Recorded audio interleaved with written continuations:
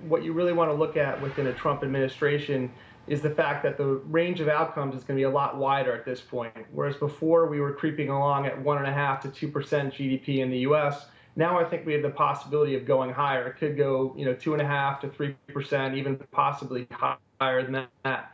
But it all depends on what will happen with the amount of infrastructure spending that's put to work and how well that's deployed and how quickly.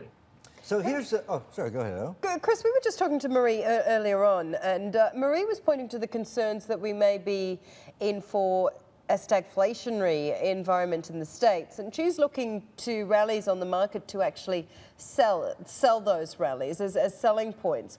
Would you agree with that?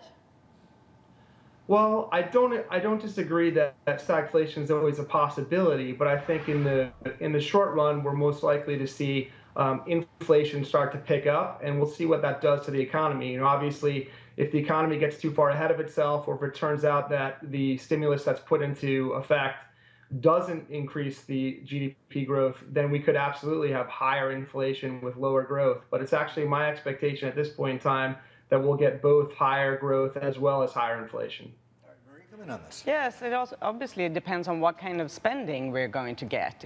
Governments that spend money on current consumption is not a good thing. Whereas, of course, if you manage to use the fiscal spending to actually invest into the future, well, then it can be a good thing.